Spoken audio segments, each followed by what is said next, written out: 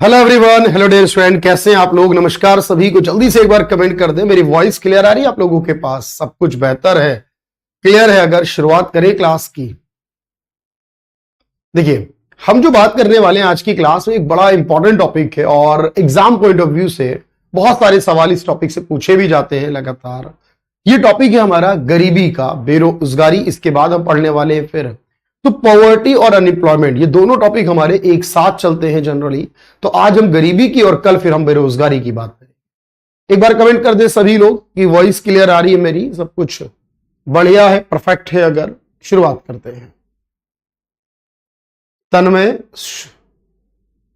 Varun, Shivam, Sakshi, everyone, yes thank you. चलिए शुरू करते हैं भाई आज की क्लास को हम बात करने वाले हैं बेसिकली गरीबी को लेकर। मैं एक ही बात हमेशा कहता हूं और आज भी वही कहूंगा, पहले बहुत ध्यान से कंसेप्ट को सुनिए, समझिए। मैं लिखने को कहूंगा लिखिए, नोट्स बनाइए बढ़िया बढ़िया, और उसके बाद प्रैक्टिस कराऊंगा जब, तब प्रैक्टिस करिए और बताइए कि भाई आपने क्या सीखा और क्या समझा, इससे क्या क्या आपके सही आंसर रहे।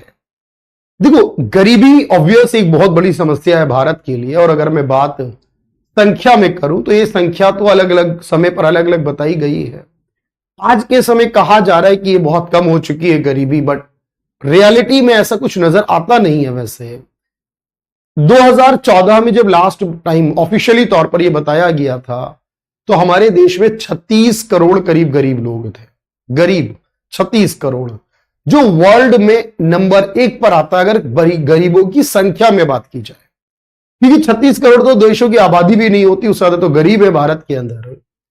लेकिन सवाल यह कि कोई भी इंसान गरीब कब होता है, कैसे होता है, गरीबी की परिभाषा क्या है। और बेसिकली गरीबी के लिए ना अलग अलग टाइम पर बहुत सारी लाइंस बनाई गई हैं, बहुत सारी लाइंस ड्रॉ की गई हैं एक्चुअल में।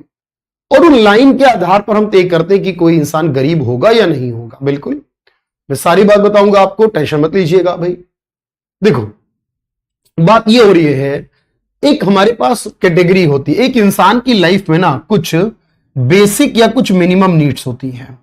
जब कोई भी इंसान अपनी लाइफ की जो बेसिक और मिनिमम नीड्स हैं जब वो उसको पूरा करता है तो इंसान को हम कहते हैं कि वो इंसान गरीब नहीं है बेसिकली। और गरीब जब वो नहीं है तो ऐसे इंसान को जो अपनी जरूरतें पूरी कर लेता है उसे एपीएल कहा जाता है। और वो इंसान जो अपनी जरूरतें पूरी नहीं कर पाता उसे बीपीएल कहा जाता है। और जरूरतों का मतलब है लाइफ को पूरा करने के लिए जो बेसिक नीड है, मिनिमम नीड है, हम उसकी बात कर रहे हैं। तो बेसिक तौर पर ये क्या नीड होती है, तो ये 5 नीड है। अब जो इंसान इसको भी पूरा ना कर पाए तो वो इंसान गरीब है, यानी कि वो इंसान बीपीएल है। और जो कर लेगा वो एपीएल है।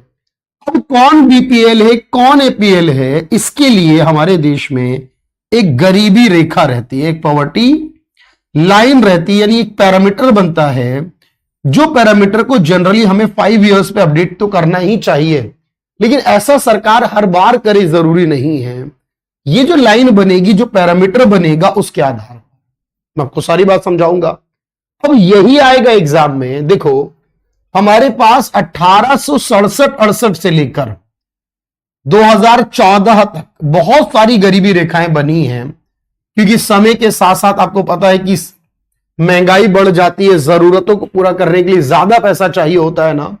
लेकिन इनमें से ना मैं आपको बताऊं 3 लाइन ऐसी हैं, 1979 की, 2009 की और 2014 की।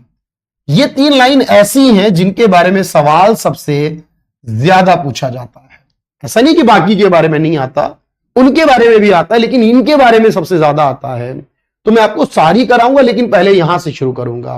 अभी मैं आपसे एक बात कह रहा हूं, बिल्कुल बस देखो, मैंने कहा ना अगर आप पूरी बात सुनोगे तो सारे डाउट खुद क्लियर हो जाएंगे। आप मेरे साथ पहले तो अब इसको नोट करो ध्यान से, इसको आप लिखो। सबसे पहले पॉवर्टी क्या है। एक व्यक्ति को निर्धन माना जाता है यदि वह अपनी आधारभूत मूलभूत जरूरतों को पूरा नहीं कर पाता, जिसमें रोटी है, कपड़ा है, मकान है, प्राइमरी लेवल तक एजुकेशन और प्राइमरी हेल्थ फैसिलिटी है। 5 एग्जैक्टली याद करना। रोटी, कपड़ा, मकान लगभग सभी को याद होगा ना भाई, बिल्कुल। अच्छा, इसके अलावा मैंने कहा जो बीपीएल है इसका मतलब बिलो पॉवर्टी लाइन, जो गरीबी रेखा के नीचे हो गए। और एपीएल का मतलब अबव पॉवर्टी लाइन, जो गरीबी रेखा के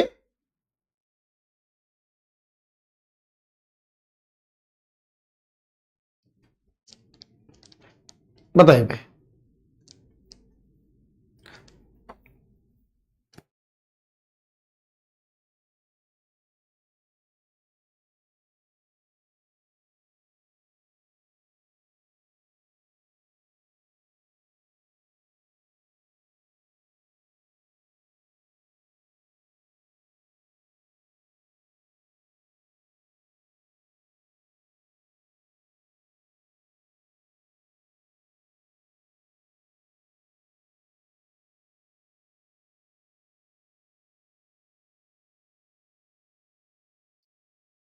चलिए भाई बताइए, डन है कि क्या होगा? तो अमीर होगा या गरीब होगा, बीपीएल होगा या एपीएल होगा। ठीक है भाई, ये बात आपको ध्यान में रखनी थी। तो मैंने कहा ना, ऐसा पैरामीटर जो डिफाइन करता। अब मैंने आपको कहा यही एग्जाम में आता है आपके पास सबसे ज्यादा। क्या आता है देखो ध्यान से, मैं बताता हूं आपको। देखो सबसे ज्यादा जो एग्जाम में पूछा जाता है ना हमसे, वो ये पूछा जाता है जो कमेटीज हैं, जो लाइंस बनी है। मैं आपको बताऊं, जैसे देखो हमारे देश में गरीबी को डिफाइन करने के दो तरीके हैं को समझना। एक तरीका है या तो हमारा खर्च देखा जाएगा, या दूसरा तरीका है हमारा जो कैलोरीज है। देखो जब हम कुछ खाते हैं या कुछ पीते हैं, उससे हमारे शरीर को जो ऊर्जा मिलती है, जो एनर्जी मिलती है ना, उसे कैलोरी कहते हैं भाई। क्या बोलते हैं? कैलोरी बोलते हैं। या जो हम खर्च करते हैं, देखो हमारे देश में इनकम का कोई आधार नहीं है। अमूमन हमें ऐसा लगता है ना, इतना कमाता है तो अमीर, इतना इससे कम कमाता है तो गरीब होगा, पर ऐसा नहीं है भाई। इंपॉर्टेंट बात यह है कि कोई भी इंसान कितना खर्च करता है या उसकी कैलोरी। मैं आगे लिखवाऊंगा भी, पहले लाइंस बना लेते हैं। तो आपने कहा सर ठीक है। देखो हमारे एक लाइन है 1979 में आई थी, जो उसे लेकर आए थे, उसके नाम का नाम है वाई के अलग। क्या नाम है उनका? वाई के अलग कमेटी। ये एक इंसान है, उनका नाम है ये। बेसिकली जो कमेटी के अध्यक्ष होते हैं उनका नाम लिया जाता है। अब ये क्या कहते हैं, इन्होंने ये कहा था कि अगर कोई भी व्यक्ति अर्बन का यानी शहरों का रहने वाला है, अगर कोई व्यक्ति शहर का है, शहरी क्षेत्र का है, और अगर वो एक दिन में 2100 कैलोरी, ने बताना कैलोरी हिंदी में और इंग्लिश में कैलोरी कहते हैं, एक दिन के लिए उसकी नीड है 2100 कैलोरी की। अगर इतनी नहीं मिल पाती तो गरीब होगा बिल्कुल। और गांव के लिए कितना है, रूरल के लिए कितना है? तो ग्रामीण क्षेत्र के लिए यह हो जाता है 2400 कैलोरी। कितना हो जाएगा? 2400 कैलोरी। तो अब आपके पास एक आता है 2100 कैलोरी और एक आता है 2400 कैलोरी। अच्छा, ये पर डे के हिसाब से एक दिन की रिक्वायरमेंट होती है, और यही अभी तक है कैलोरी वाले में। इसके अलावा कुछ याद नहीं करना आपको कैलोरी में। शहर में कैलोरी कम, गांव में ज्यादा। क्यों? क्योंकि सर गांव में ओपन फील्ड में, खुले खेत में लोग ज्यादातर काम कर रहे होते हैं जनरली तौर पर, तो ज्यादा सनलाइट रहती है, तो एनर्जी लॉस ज्यादा होता है। तो ये सारी चीजें हैं। तो ये वाई की अलग कमेटी थी। अच्छा, फिर एक कमेटी बनी, ध्यान से सुनना, जो बनी 2005 में कमेटी बनी, 2009 में रिपोर्ट जमा करी। उसके अध्यक्ष थे सुरेश तेंदुलकर। मैंने पहले वो तीन बता रहा हूं जो बार बार एग्जाम में आती हैं। और ये जो सुरेश तेंदुलकर कमेटी बनी, इसने कहा गरीबी रेखा क्या होनी चाहिए। इसने कहा देखो, शहर के लिए और गांव के लिए, शहर के लिए होनी चाहिए, शहरी क्षेत्र में एक दिन के 33 रुपए। अगर एक दिन में एक व्यक्ति 33 रुपए, या एक महीने के 1000 रुपए, एक महीने के 1000 रुपए। भाई इतनी इंग्लिश तो समझ लोगे, हिंदी समझ लोगे ना भाई, इसमें तो परेशानी नहीं। नाम है सुरेश तेंदुलकर। दिन के 33 या महीने के 1000 रुपए। और रूरल के लिए, ग्रामीण क्षेत्र के लिए, ग्रामीण क्षेत्र के लिए एक दिन के 27 रुपए या एक महीने के 816 रुपए, ये गरीबी रेखा बनाई। दिन के 27 या महीने के 816 रुपए। अगर कोई इंसान इतना भी खर्च नहीं करता एक दिन में, महीने में या एक महीने में, तो इंसान गरीब होगा। तो सुरेश तेंदुलकर के समय यह बताया गया कि जो पॉवर्टी रेट इंडिया में वो कितना होगा, तो उस समय गरीबी रेखा जो आई इंडिया में, यानी दर आई गरीबी की, वो आई 21.9%। उस समय कहा 21.9 लगभग 22%, और ये 22% की वैल्यू बनती है लगभग 27 करोड़ उस समय के हिसाब से, कि देश के 27 करोड़ लोग जो है ना वो गरीबी में जी रहे हैं इस रिपोर्ट के हिसाब से। और इसमें यह आया, अगर मैं इसको डिवाइड करूं अर्बन और रूरल में, तो यह आया कि अर्बन में यानी शहर के अंदर रहने वाले 13.7% लोग गरीब हैं, और रूरल के अंदर रहने वाले 25.7% लोग गरीब हैं। और पूरे देश के अंदर मैंने बताया कि पूरे देश के अंदर जो है वो 21.9% लोग गरीब हैं। ये इस रिपोर्ट में कहा गया और ये पूछा जाता है एग्जाम में। अच्छा, अब इसके बाद ये हुआ कि एक और कमेटी बनी जो अपडेटेड है, लेटेस्ट है, इसके बाद फिर नहीं बनी। वो कमेटी बनी 2012 में, 14 में रिपोर्ट जमा करी। उसके अध्यक्ष थे सी रंगाराजन। उसके अध्यक्ष कौन थे? सी रंगाराजन। बात समझ रहे हो ना भाई? कोई इश्यू नहीं आएगा, बस इसको समझना ध्यान से। सी रंगाराजन थे। अच्छा, अब इन्होंने ये कहा कि अर्बन के लिए जो होना चाहिए ना, अपडेट कर दिया इन्होंने महंगाई के साथ साथ। तो इन्होंने कहा शहरों के लिए होना चाहिए अब एक दिन के 47 रुपए पर डे, या एक महीने के 1407 रुपए महीने के। बिल्कुल मेरे भाई, इतना ही है। अब मैं क्या करें? देखो, सरकार जो बनाती है बिल्कुल ऐसे ही बनाती है, और सरकार ने इतना ही दिया है ना। वरुण कह रहे हैं भाई कि सर इतना कम तो कोई भी कर लेगा। भाई इतना कम अगर कोई भी कर लेता ना तो इतने गरीब थोड़ी होते। सोचो, तब इतने गरीब थे, अगली रिपोर्ट में तो और ज्यादा गरीब हो गए। ये फैक्ट है, बिल्कुल याद करना है भाई। चलो एक बार यस का कमेंट कर दो, बात समझ में आ रही है तो। अच्छा, अब रूरल के लिए क्या कर दिया? अब रूरल के लिए कर दिया भाई यहां पर कि ग्रामीण क्षेत्र के लिए दिन के 32 रुपए, दिन के 32 रुपए या महीने के 972 रुपए, इतने रुपए में आपको यहां पर गरीबी रेखा रखी गई। अब इन्होंने ये कहा कि शहर में इसके हिसाब से गरीबी रेखा कितनी आई, तो इनके हिसाब से पॉवर्टी रेट आई, यानी गरीबी रेखा आई, गरीबी दर आई 29.5%। 29.5% इनके हिसाब से वैल्यू बनी कि देश में रहने वाले लगभग 36 करोड़ लोग जो है इनके हिसाब से वो गरीब हैं। और इन्होंने कहा कि शहर के रहने वाले लगभग, शहरों के 26.4% और गांव के रहने वाले लगभग 30.9% लोग जो हैं वो गरीब हैं।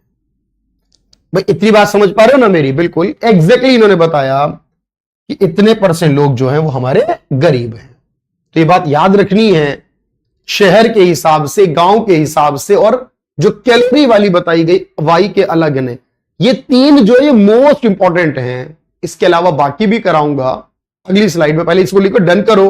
कोई डाउट क्वेरी हो पूछो और बताओ मुझे, बात समझ में आ रही है सर? 5 जरूरतें पूरी करने वाला इंसान अमीर है, उसके अलावा जो नहीं कर पाएगा वो गरीब है। गरीब को ही बीपीएल कहते हैं, बस ये याद रखना है। चलो डन करो एक बार।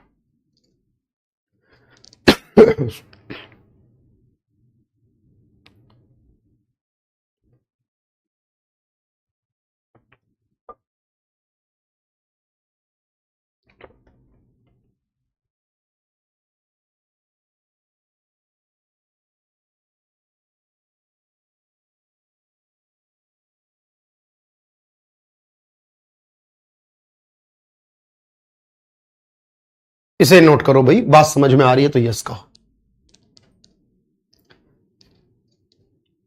ठीक है,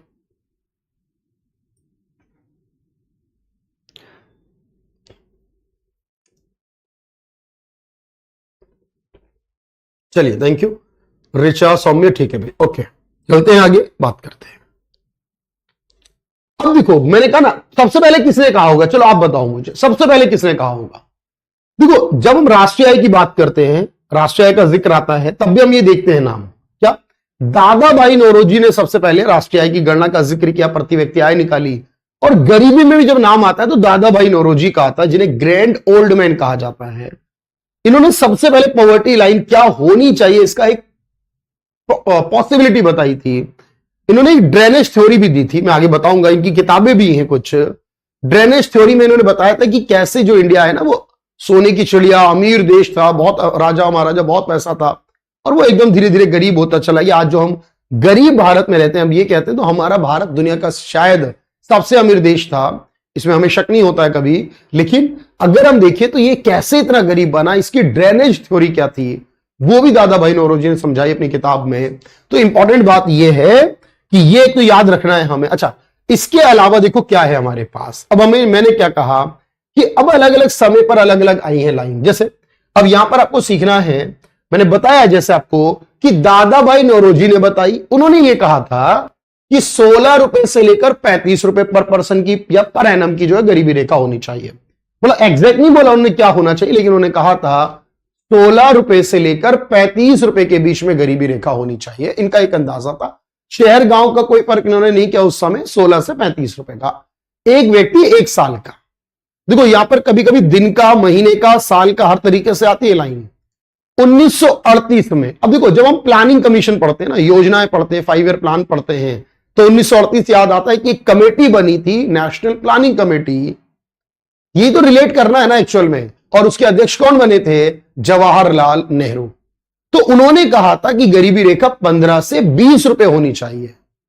15 से 20 रुपए महीने की गरीबी रेखा होनी चाहिए एक व्यक्ति की। 1943-44 में, यह भी हम 5 ईयर प्लान में देखते हैं, बॉम्बे प्लान आया था। उस समय मुंबई के 8 बड़े उद्योगपति, जहांगीर, रतन टाटा, जीडी बिरला, ऐसे बहुत सारे नाम थे, उन्होंने मिलकर एक प्लान तैयार किया था। उन्होंने गरीबी रेखा पे भी बात की थी, 75 रुपए प्रति वर्ष की होनी चाहिए। यह सब एग्जाम में आया हुआ है। 1962 में जो प्लानिंग कमीशन बन चुका था, उसकी एक एक्सपर्ट कमेटी बनी थी, और प्लानिंग कमीशन की वो एक्सपर्ट कमेटी ने कहा था कि जो गरीबी रेखा है वो हमारी शहर के लिए महीने के 25 रुपए, अब ये बिल्कुल सीधा और फैक्ट डेटा है, और गांव के लिए महीने के 20 रुपए की। और मैं आपको बताऊं, 1979 में एक और कमेटी बनी थी, यह सवाल आया था 1969 में, वाई के अलग भी बनी थी, यह भी बनी थी, उसे कहते हैं वर्किंग ग्रुप टास्क फोर्स। उसका नाम है ये वर्किंग ग्रुप टास्क फोर्स। अब जरा देखना, हम सोचते ना भाई कई बार कि सर कितनी कैसे गरीबी, और सरकार कितनी मेहनत से लाइन बनाती है। सर देखो जरा कितनी मेहनत सरकार करती है। सरकार ने कहा कि अर्बन के लिए, यानी शहर के लिए या शहरी क्षेत्र के लिए, अगर एक व्यक्ति महीने के 56 रुपए 64 पैसे पर पर्सन पर मंथ, अब जरा सोचना, आपको लगेगा सर इतनी कैलकुलेशन करी, इतनी मेहनत करके हिसाब निकाला होगा कि 64 पैसे भी खर्च कर देगा तो अमीर हो जाएगा। 56 रुपए 64 पैसे, ये गरीबी रेखा तय करी सरकार ने। उन्होंने तो कर दिया, हमें याद करनी पड़ रही है आज, है ना। और गांव के लिए जरा देखो, गांव के लिए क्या करा उन्होंने, इतनी मेहनत से कैलकुलेशन करके बताया हमें, क्या सीधा सीधा 56 रुपए भी नहीं रखा उन्होंने, या 57 भी नहीं करा, 49 रुपए 9 पैसे पर पर्सन पर मंथ। एक व्यक्ति एक महीने में, गांव का रहने वाला, अगर 49 रुपए खर्च करता, 49 तो गरीब है, 49 रुपए 9 पैसे करता है तो अमीर है। शहर का 56 रुपए 64 पैसे, बिल्कुल यही बात है भाई, क्या करें, है ना। अब याद करना है, हमारी जिम्मेदारी यही है, तो हमें ये सब याद करना है। बॉम्बे प्लान के हिसाब से गरीबी रेखा क्या थी, इसको हिंदी में वर्किंग ग्रुप टास्क फोर्स ही कहते हैं, कार्यकारी समूह टास्क फोर्स कह सकते हो आप इसे, कार्यकारी समूह टास्क फोर्स, लेकिन रहेगा नाम यही लगभग।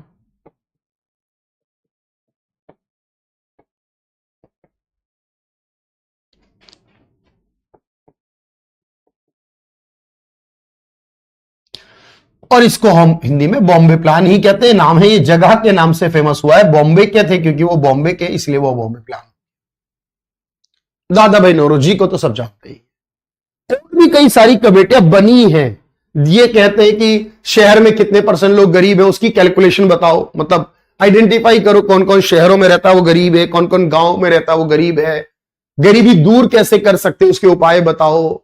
अच्छा, मैं वैसे पूछता हूं, आपको पता है ना हमारे देश में एक संगठन है, वो है नीति आयोग, बहुत सारे काम करता है। 5 ईयर प्लान में भी हम उनका जिक्र करते ही हैं क्लास में, और प्लानिंग कमीशन की जगह पर आया है। पहले प्लानिंग कमीशन था, मतलब जो काम प्लानिंग कमीशन करता था मोस्टली वो काम अब नीति आयोग करता है। तो मैं आपको बता दूं आज भी और अगली क्लास के लिए भी एक आता है हमारे पास गरीबी के डेटा को, उसके आंकड़ों को संग्रह करने के बाद जो रिपोर्ट तैयार की जाती है कि किस राज्य में कितने गरीब है, पूरे भारत में कितने गरीब हैं, सबसे ज्यादा गरीबों की संख्या बिहार यूपी में इस तरीके से आती है। तो जब ये बात आती है ना कि किस राज्य में कितने लोग गरीब हैं किस तरीके से, तो हमेशा याद रखना उस केस में मेरे भाई, तो वो रिपोर्ट बनाना प्लानिंग कमीशन की जिम्मेदारी थी, जो आज के वक्त में जिम्मेदारी किसकी बन गई है? तो आज के वक्त में वो जिम्मेदारी नीति आयोग की बन गई है। तो अगर मैं पूछूं कि बताओ गरीबी की रिपोर्ट कौन देता होगा? नीति आयोग, याद रखना। चलो मैं आपको क्वेश्चन भी कराता हूं, मुझे पता है ना भाई आप कहां पर आकर थोड़ा सा बेहतर फील करते हैं कि भाई ये समझना बहुत जरूरी है। अब देखो जैसे ये सवाल आया है, अब इस सवाल में ना मोस्टली स्टूडेंट गलती कर जाते हैं। वो क्या करते हैं भाई, उनके दिमाग में ये बात चल रही होती है कि इनकम को लेकर चलते ना, भाई इतना कमाया तो अमीर नहीं कमाया। तो मैंने पहले ही कहा इस बात को, तो हमारे देश में ना इनकम का कोई आधार नहीं है, याद रखना। मैं फिर कह रहा हूं इनकम नहीं देखनी आपको, बताओ क्या देखना है? आपने कहा हमें कंजम्पशन मतलब खर्च, उपभोग को ही खर्च भी कहते हैं, कि एक इंसान इतना महीने में, दिन में, साल में खर्च करेगा तो वो अमीर होगा या नहीं होगा, वो याद रखना। जैसे एक सवाल ये भी है, मैंने अभी लिखवाया नहीं पर मैं आपको बताऊंगा इस बात को, नीति आयोग जो रिपोर्ट बनाता है वो किस डेटा के आधार पर? तो देखो याद रखो, हमारे यहां जो भी डेटा है, जो भी आंकड़े हैं, गरीबी के हो या बेरोजगारी के हो, एक संगठन है एनएसएसओ, 1950 में बना, 1950 में बना था एनएसएसओ, दिल्ली में स्थित एक्चुअली ये डेटा का ही काम करता है। इसका नाम ही है नेशनल सैंपल सर्वे ऑफिस। सारा सैंपलिंग करना, सारा डेटा लेकर आना इसका काम है। मैं आगे बताऊंगा इस बारे में अभी, और बताऊंगा आगे। लेकिन अब मैंने कहा यह जब सवाल आ जाए कि बताओ निर्धनता के अनुमानों के लिए केंद्रीय अभिकरण यानी नेशनल लेवल की कौन सी एजेंसी काम करती होगी, कौन है जो रिपोर्ट को बनाता होगा, बताओ मुझे। फाइनेंस कमीशन बनाता होगा, ग्रामीण मंत्रालय यानी रूरल मिनिस्ट्री बनाती होगी, गृह मंत्रालय बनाता होगा। तो मैंने अभी अभी क्या बताया आपको, प्लानिंग कमीशन या नीति आयोग। तो प्लानिंग कमीशन या नीति आयोग हम कह सकते हैं, वो इस काम को करता है, वो इस चीज को बनाता है, नीति आयोग करता है। अब जैसे बहुत सारी कमेटियां अभी तो जो पढ़ाया मैं उसके आधार पर ही बात करूंगा आपसे, लेकिन हाँ आगे चलकर हम देखेंगे कि और चीजें क्या है हमारे पास है।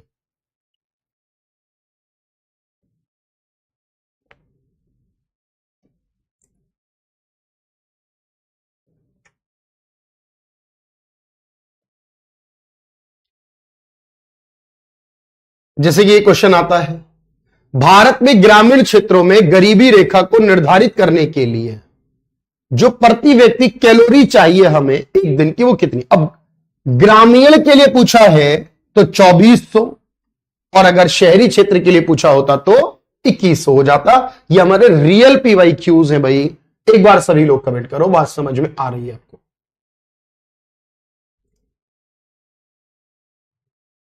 एक और सवाल कर दो, चलो बताओ, फिर मैं आगे बताता हूं और क्या क्या याद करना है।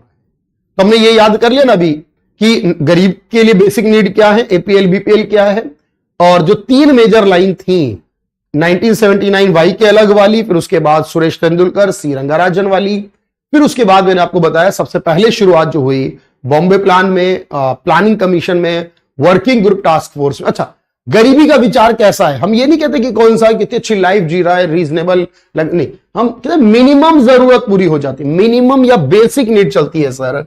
तो मिनिमम लेवल ऑफ लिविंग की बात होती है कि इतना तो इंसान पूरा कर ले कम से कम, ठीक है? तो ये इंपॉर्टेंट है हमारे पास। मैं आपको बताता हूं, ध्यान से देखें।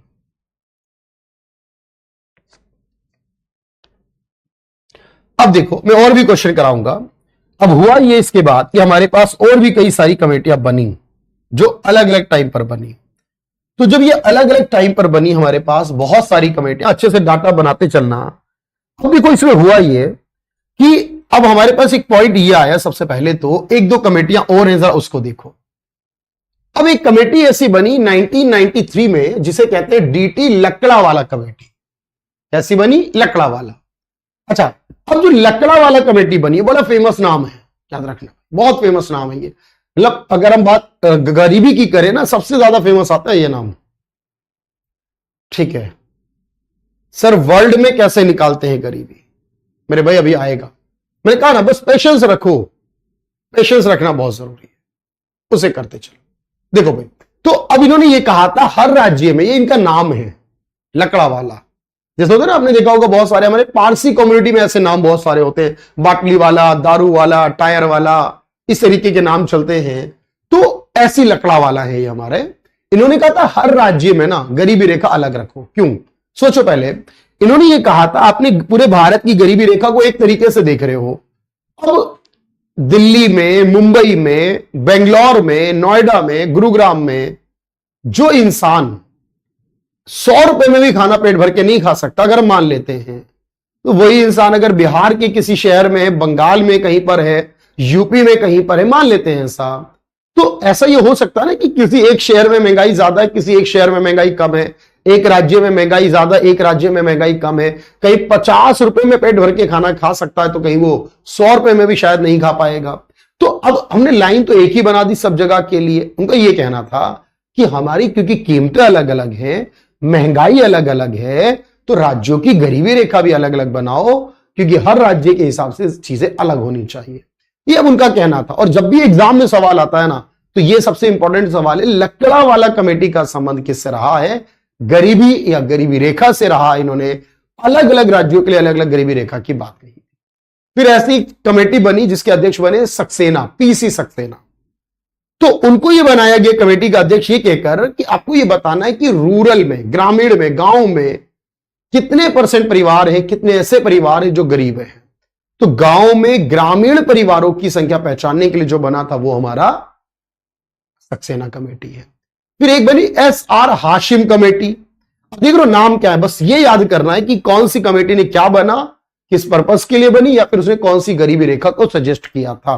और उसको बनाया गया शहरों में कितने % लोग गरीब परिवार हैं, उसको देखो, उनकी पहचान करो। फिर अभी बना है अरविंद पनगड़िया जी बने थे कमेटी के अध्यक्ष। मैं आपको बता दूं, अभी उनका नाम मैं ले रहा हूं, जरूर बड़ा इंपॉर्टेंट नाम है आज के वक्त में। देखो, जब नीति आयोग बना था, मैं नहीं बताऊंगा, आप बताओगे, चलो मैंने बता दिया नीति आयोग से जुड़ा मामला है। अब बताओ आप कि नीति आयोग से अरविंद पनगड़िया का क्या संबंध है, क्या नाम रहा है अरविंद पनगड़िया। 2016 में कमेटी बनी, उसके अध्यक्ष बने गरीबी के लिए, कि गरीबी को कैसे दूर किया जाए उसके सुझाव देने के लिए, गरीबी को दूर करने के जो संबंधित सुझाव हो सकते हैं उसको बताने के लिए। चलो आप बताओ मुझे, तो क्या कहोगे? ठीक है, ये थे डिप्टी चेयरमैन, पहले डिप्टी चेयरमैन। बिल्कुल, कौन थे? सीईओ नहीं थे मेरे भाई, डिप्टी चेयरमैन थे ये पहले। ठीक है, कौन थे? पहले डिप्टी चेयरमैन थे, याद रखना। तो अब इसमें देखो बात क्या होती है।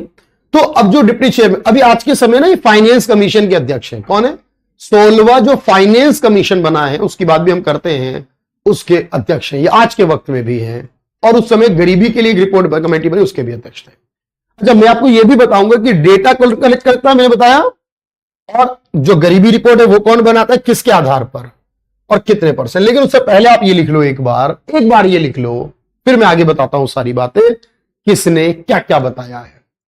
लकड़ावाला किसके लिए? राज्यों की गरीबी रेखा अलग अलग कर दो। सक्सेना किसके लिए? गरीब परिवारों की पहचान करो, गांव में, रूरल में। तो हाशिम कमेटी शहर में करो, और अरविंद पनगड़िया कमेटी। डन करो, इसे एक बार कमेंट करो जल्दी से। बात समझ में आ जाए तो यस कहना।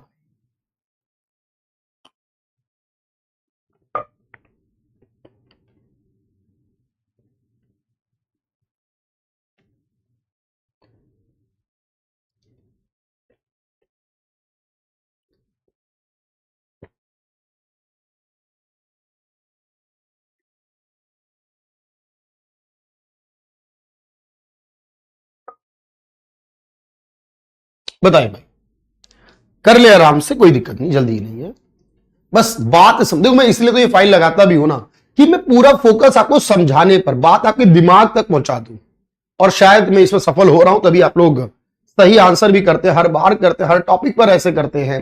हमने हर टॉपिक ऐसे पढ़ा कि भाई समझना मेन काम है हमारा। एक बार दिमाग में बात आ गई फिर कोई दिक्कत ही नहीं है ना भाई। चल,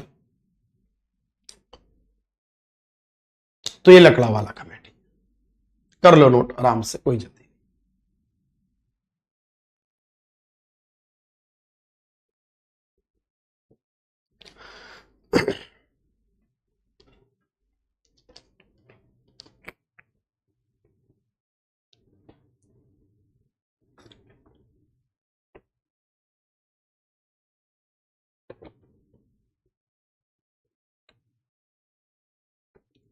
बताएं भाई, डन है भाई, चलो बहुत बढ़िया, डन कर रहे हैं सभी, कोई रह तो नहीं रहा, आगे बढ़ते। अब मैं बताता हूं, अब जैसे देखो बहुत सारी बातें ऐसे आएंगी। मान लो एक सवाल तो यही आया ना, मैंने अभी बताया आपको कि जो पॉवर्टी है इसका डेटा कौन कलेक्ट करता है। पॉवर्टी डेटा जो होता है, मैं हिंदी में लिखता हूं, कलेक्ट्स बाय, निर्धनता संबंधी जो आंकड़े हैं उनका संग्रह कौन करता है।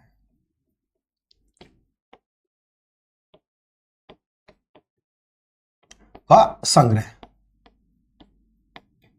तो ये जो आंकड़े हैं इसका संग्रह करने वाला एक संगठन मैंने बताया NSSO है। ये इसकी फुल फॉर्म भी बता देता हूं, फुल फॉर्म है national sample survey office. National sample survey office,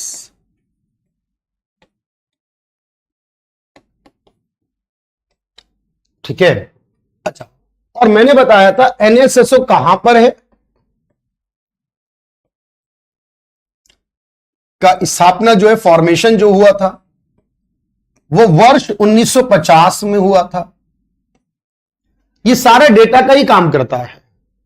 और NSSO जो है इसका जो मुख्यालय हेड ऑफिस है, इतना अब इंग्लिश भी समझ लेना, मैं हर बार इंग्लिश तो ज्यादा लिखता हूं ना, आज थोड़ी हिंदी लिख देता हूं। चलो, मुख्यालय तो देश की राजधानी में है, नई दिल्ली में है। गरीबी में भी और बेरोजगारी में भी यही आएगा। अच्छा, अब आपसे पूछेगा कि गरीबी रिपोर्ट कौन तैयार करता है। गरीबी की जो रिपोर्ट आती है वो कौन तैयार करता है। पॉवर्टी रिपोर्ट पब्लिश्ड बाय,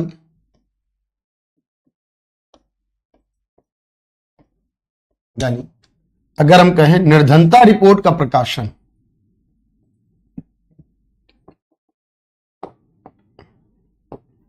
निर्धनता की जो रिपोर्ट है यानी उसका प्रकाशन,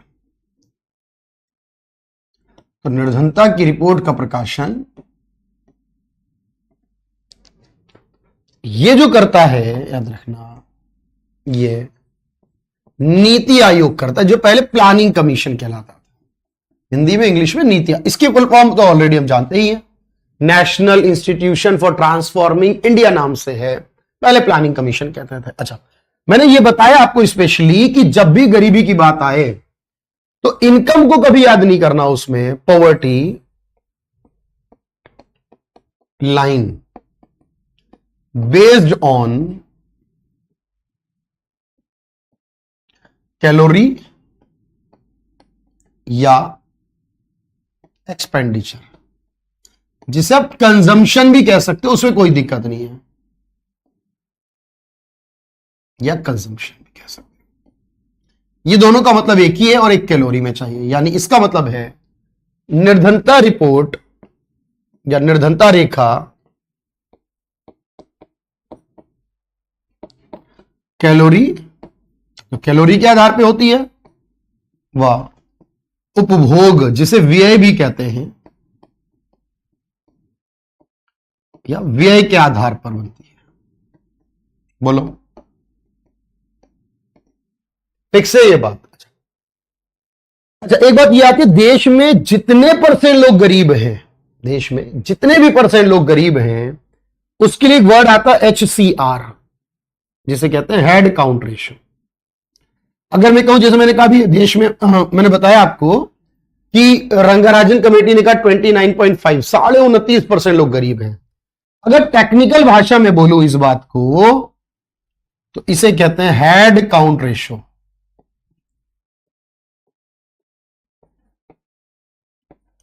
हेड काउंट अनुपात। इसका मतलब क्या है? इसका मतलब है, हेड काउंट अनुपात का मतलब है परसेंटेज ऑफ पुअर पॉपुलेशन।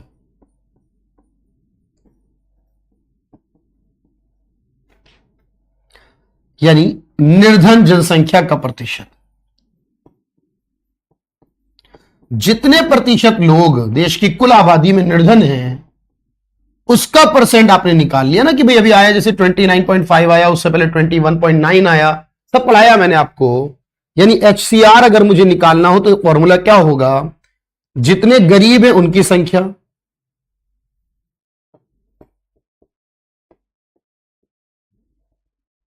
और नीचे टोटल पॉपुलेशन, कुल जनसंख्या। भाई नीचे डिवाइड करेंगे किससे?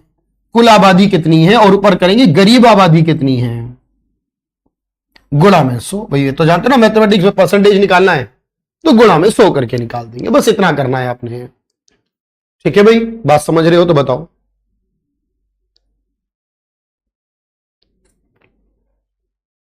तो ये हमारे पास बहुत सारी छोटी छोटी जरूरी बातें हैं कि डेटा कौन लेकर आएगा, रिपोर्ट कौन बनाएगा, किस आधार पर काम चलेगा, ये सारी जरूरत की चीजें हमारे पास होनी चाहिए।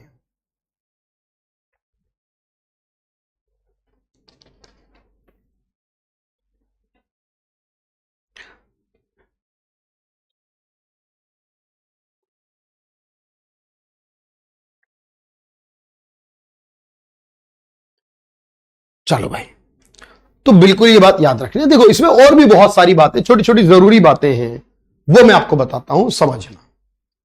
होता कैसे है, जैसे कि आपसे सवाल ये करेगा कि वर्ल्ड बैंक ने, जैसे एक सवाल पूछा भी था बिल्कुल, कि सर वर्ल्ड बैंक के हिसाब से क्या गरीबी रेखा बनेगी। देखो वर्ल्ड बैंक जो बनाएगा वो पूरी दुनिया के लिए बनाएगा, वो ऐसा तो नहीं इंडिया के लिए बनाएगा, पाकिस्तान के लिए, बांग्लादेश के लिए, नेपाल के लिए या शहर गांव के, ऐसा नहीं करेगा, वो सबके लिए एक बराबर बनाएगा। देखो क्या, जब वर्ल्ड बैंक बनाएगा तो वर्ल्ड बैंक ने जो गरीबी रेखा बनाई है, वर्ल्ड बैंक के हिसाब से जो गरीबी रेखा, वर्ल्ड बैंक एक ऑर्गेनाइजेशन है ना, जिसका हेड ऑफिस कहां पर है? वॉशिंगटन DC में है भाई। तो वर्ल्ड बैंक की जो गरीबी रेखा है वो कहती है जो हमारा खर्च है $2.15 पर डे, यानी अगर एक व्यक्ति एक दिन में इतना खर्च कर देता है, एक व्यक्ति एक दिन में $2.15, जो इंडिया में लगभग कितना बन जाएगा? ये $2 में क्यों बताया? हर देश के हिसाब से फिर ये अलग अलग हो जाएगा। उन्होंने डॉलर में बता दिया कि इतने डॉलर, यानी इंडिया के हिसाब से लगभग 180 रुपए के आसपास लगभग जो बनेगा वो इतना बनेगा। अब हम तो कह रहे 50 वाला भी अमीर है, ये तो फर्क है ना। इंडिया के डेटा में और वर्ल्ड बैंक डेटा में क्यों फर्क आता है? हमारे यहां 50 वाला भी अमीर है, 47 से गरीब है, 47 होते अमीर हो जाता है। वर्ल्ड बैंक 180 को भी गरीब मान रहा है, तो इसीलिए हमारे यहां जो अमीर है वर्ल्ड बैंक की नजर में वो भी गरीब है। तभी तो मैंने कहा था दुनिया में सबसे ज्यादा गरीबों की संख्या इंडिया में है, और वर्ल्ड बैंक कहता है अपनी रिपोर्ट में दुनिया का हर तीसरा गरीब, दुनिया में जितने गरीब है उसमें 33% गरीब अकेले इंडिया में रहते हैं। ठीक है, तो ये बड़ी बात है ना। और इंडिया में रहने वाला हर चौथा इंसान गरीब है, वर्ल्ड के गरीबों का हर तीसरा इंसान इंडिया में है, वो गरीब है। तो याद रखना इस तरीके से। अच्छा, एक मैंने बताया था ड्रेनेज थ्योरी, ये आता भी है। ड्रेनेज थ्योरी जो है ये किसकी दी हुई थी? जिसमें हमारे पास गरीबी का जिक्र है। जो ड्रेनेज थ्योरी है पॉवर्टी के बारे में, अब ये नाम है इसका, ड्रेनेज थ्योरी, ये किसके दी हुई है बताओ? तो ऐसी आएगा एग्जाम में, ये दी हुई है दादा भाई नौरोजी की।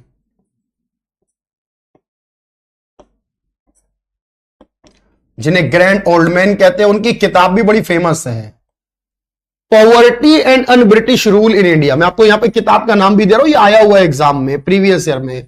अब चाहे इसे आप इकोनॉमिक्स मान के चलो या स्टैटिक जीके मान के, कोई फर्क नहीं पड़ता। एक किताब 3 की, poverty and un British rule in India.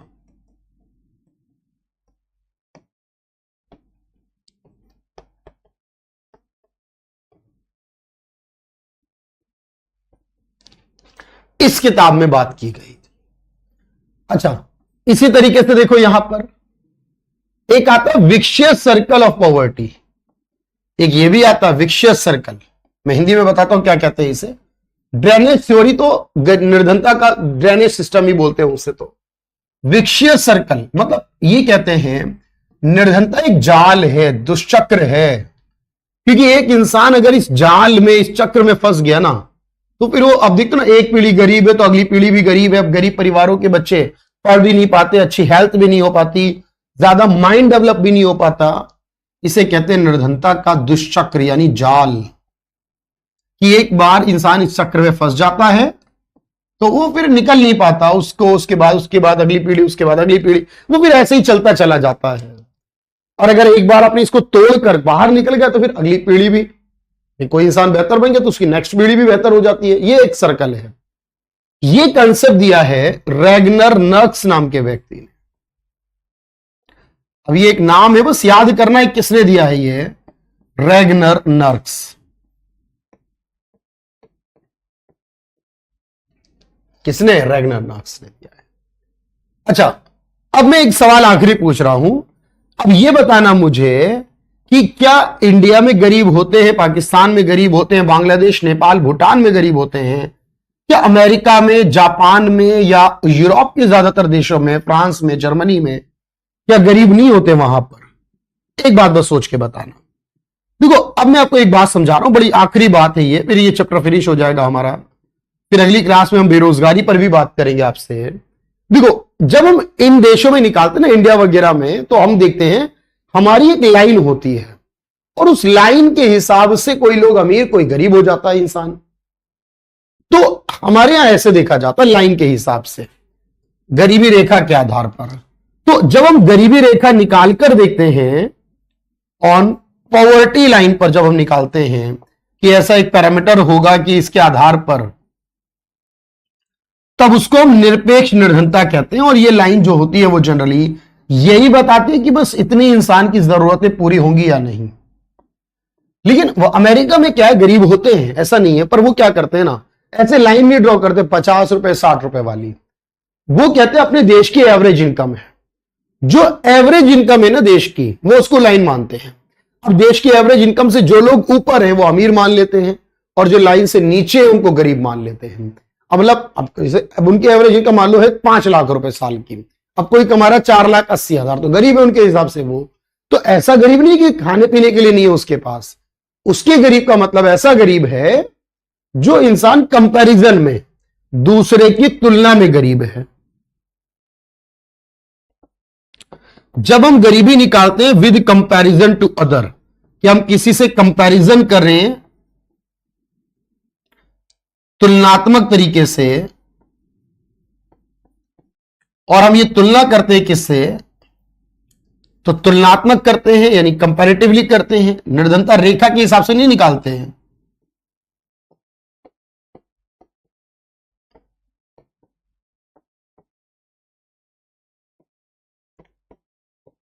तो अमूमन क्या होता है कि जितने भी हमारे पास, जितने भी गरीब देश हैं अमूमन, या जितने भी डेवलप देश नहीं है, नॉन डेवलप देश हैं, अनडेवलप हैं, डेवलप, अंडर डेवलप या डेवलपिंग है, तो नॉन डेवलप जो देश हैं उन देशों में तो ऐसे निकलती है, जैसे इंडिया में भी है, पाकिस्तान में भी, बांग्लादेश में भी, नेपाल में भी, जितने अविकसित देश हैं वहां पर तो ऐसे निकलती है कि हम कोई गरीबी रेखा बनाते हैं उसके हिसाब से अविकसित देशों में।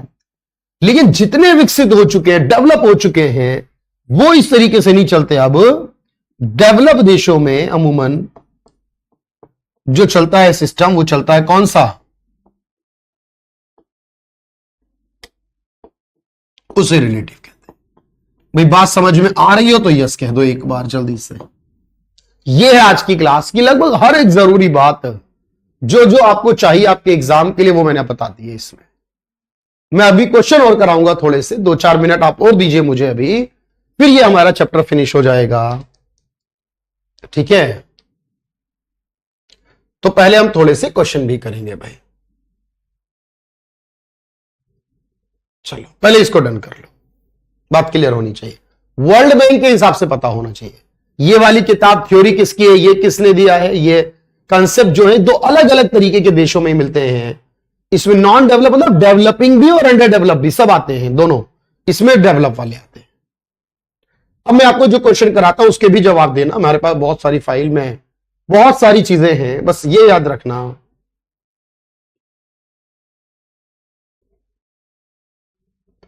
जैसे कि ये क्वेश्चन आया हुआ है कि किस समिति की आधार पर गरीबी का आकलन होता है। इनमें मतलब कौन सी कमेटी है जो गरीबी से जुड़ी है। दत्त कमेटी है, लकड़ावाला है, चलैया है या चक्रवर्ती है।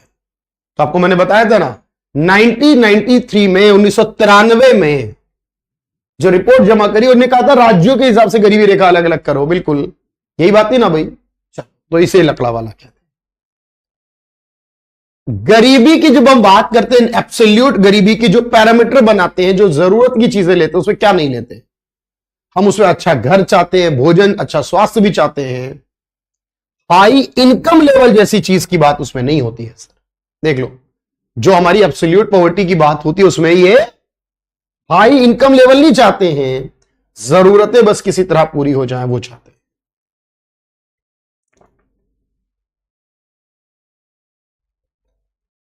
निम्नलिखित में किसने, अभी आपके एग्जाम में नहीं आया, ये किसी और एग्जाम में आया, बट क्योंकि ये सवाल आ सकता है आपके एग्जाम में भी। इसमें करना क्या है, एक ऑप्शन हटा के कुछ नन ऑफ दीज डाल देंगे। मैं इसलिए दिखा रहा हूं, मैं कहता हूं ना सब वनडे एग्जाम जो भी है उससे फर्क नहीं पड़ता। 75 रुपए प्रति व्यक्ति और प्रति वर्ष की गरीबी रेखा का सुझाव दिया हो तो याद करो क्या कहा था मैंने। 75 रुपए। दादा भाई नौरोजी ने 16 से 35 रुपए। प्लानिंग कमेटी जो बनी थी नेशनल प्लानिंग कमेटी ने 15 से 20 रुपए वो महीने का था। बॉम्बे प्लान ने कहा था 75 रुपए।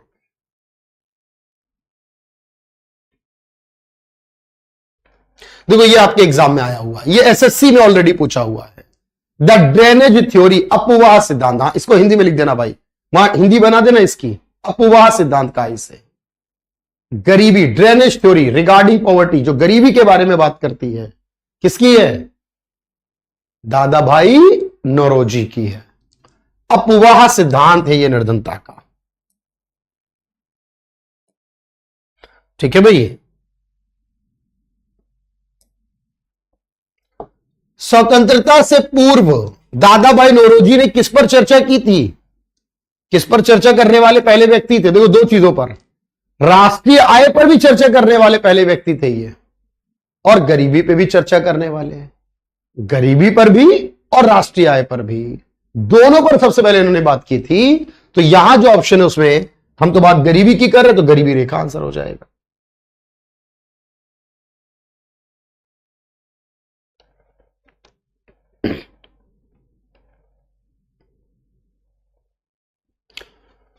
वर्ल्ड बैंक के हिसाब से जो 2022 में लेटेस्ट परिभाषा आई थी उसके हिसाब से कौन गरीब है? तो 2022 में जो लेटेस्ट वाला है ना भाई, बताओ।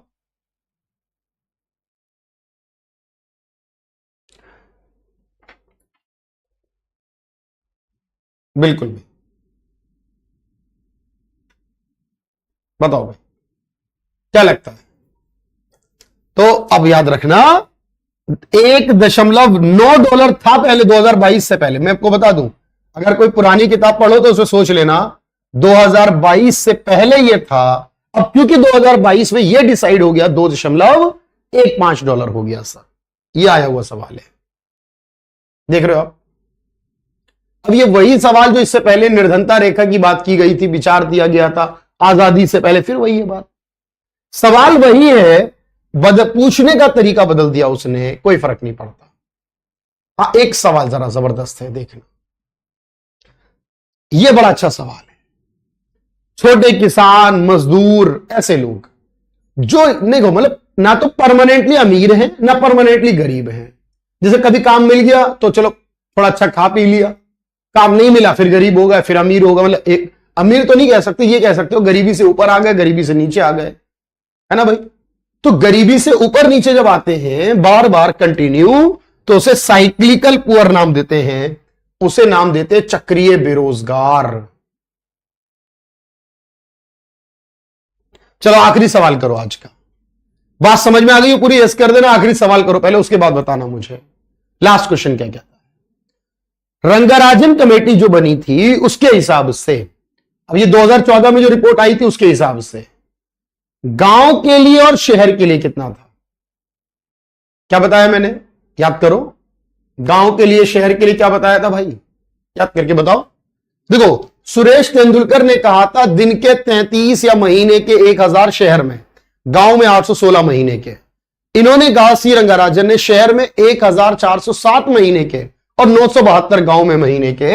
ये वाला ऑप्शन करेक्ट होगा इसका मतलब। यानी ये वाली जो बात ये किसकी है? ये सुरेश तेंदुलकर वाली है। अगर इस सवाल में सुरेश तेंदुलकर का पूछा होता तो मैं 816 और 1000 लगाता। सी रंगाराजन पूछा है तो 972 और 1407 लगाऊंगा। इस तरीके से हमारे पास बात होती। होपफुली क्लियर हो रही है बात यहां तक?